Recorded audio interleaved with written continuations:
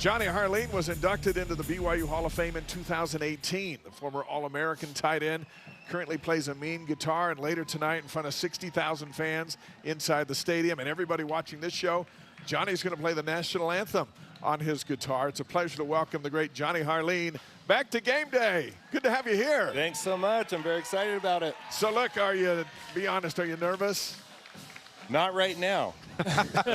You know, you never know what's going to happen when you step out there. So, are there any similarities between playing the guitar, performing on a stage for a show, on this stage in front of 60,000, and performing as a football player out on the field in front of 60,000?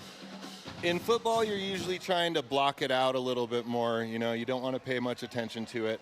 And it's a little less fine motor skills, right? So, like, the nerves is not... It's like, you know, even if you're nervous in a football game, you can go out and you can run as fast as you can. And but if you start shaking playing the guitar, you know, that could be a little bit tougher. But it'll be good. I'm excited. People are, you know, going to want to hear it done well, and so hopefully I can make that happen. I think I will. Jonny, I was on my mission when you and John happened to have one of the biggest plays in BYU history, beating Utah there on that last play in the back of the end zone. As you think about that play, is there anything that stands out as that ball was coming, and do you ever get sick of being asked about it? No, I mean, it's what you dream of happening, you know, since you're a kid, and so you can never get sick of that. You know, it's just got to be a positive thing, and everybody loves replaying it. So, you know, when people come ask me about it, I'm happy to talk to them about it. And word on the street is you went to the bathroom and then came back. Yeah. During that play to catch the ball. Watered my plants. You know, there's like all kinds of things I did during. Were you surprised you were wide open? Well, yeah. I mean, you know, it was kind of it was one of those things where it went on so long, right? It's just backyard football at that point, and everyone started drifting over, which is what you're supposed to do. And I was like a little bit behind. I'm like, I'll just kind of settle back here, and maybe no one will notice I'm back here. And luckily, it worked. Jonny, talk about the process that has been to come back here and play the National Anthem on guitar. How did that go down? David Almodovar, was he involved? How'd this all go down? I went to, Ben Criddle texted me. He said, hey, they just announced they're doing open tryouts for the National Anthem. And he has been kind of publicly pushing for me to do this for a long time. But, you know, kind of never really came together. And but he texted me this. He's like, hey, open tryouts. I'm like, all right, I'll go try it out. And I was waiting in line. There was like at least 100 people there when I was there. And I was the only one with a guitar that I saw. I think there was another maybe trumpet case, I was guessing. Most people were singing. But so I just went in there. I'm like, all right, well, here's how I'm doing it. And if it sounds good, let me know. And they liked it. And yeah, so I tried out. Now, I found out later that they recognized me. They knew who I was and stuff, that I had played. But I did not get that vibe at all. Like, I had no idea. They're just like, all right. They told me they really loved the tryout.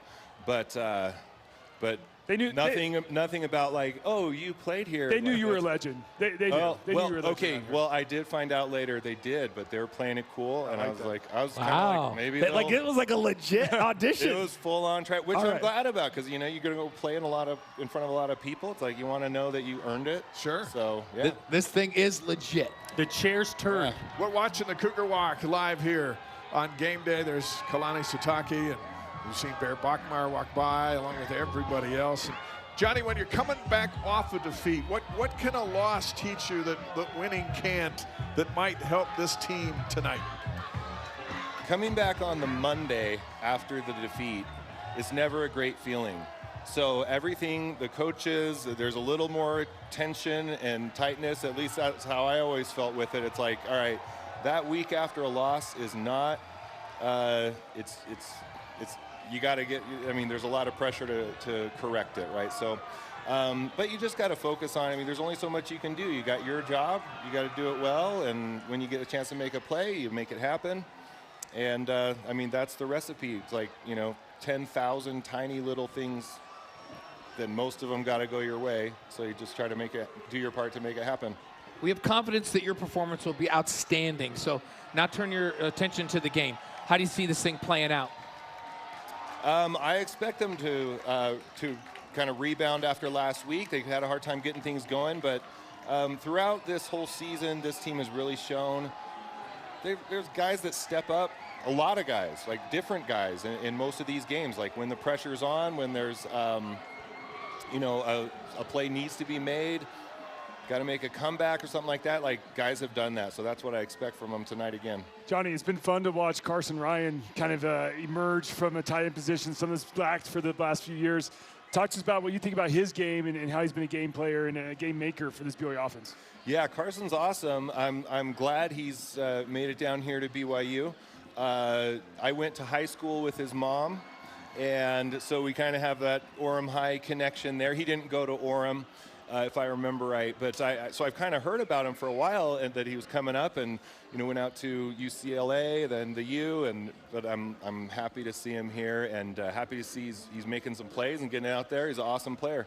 One thing Kalani said after the game last week is that he was looking forward to actually having a home game. It's been almost a month since the teams played here at Lavelle Edwards Stadium. There's a huge advantage here, and you felt it when you were a player. What is it? Well, it's always awesome when you catch a pass and there's a roar of the crowd. It's one of the best feelings in sports. I love away games. I love home games. Just get out there and play. It's a lot of fun because you got the home support with everybody cheering you. But on the other hand, as a competitor, there's nothing funner than going out there and sticking it to their team while they're cheering against you too. So that's it's great both ways. One of the great things about game day is you're here as a legend, and most of the rock wasn't born when you were making your legendary plays. But we live on. We see the video, we hear the stories, and then you're connected to so many players that are on the team. It's just a unique fraternity. Yeah, absolutely. Anytime you come back, it's like coming home. So, being back in Utah now, living here with my family again, hope to be around a lot more. Jonny Harline with us tonight. He's going to play the National Anthem on his electric guitar. First time we've ever seen that here at Lavelle Edwards Stadium. First of all, keep your hands warm, and then we will see you. The next time we see you, we'll be doing this thing. Best of luck. We think it's so cool. Thanks so much. I'm excited.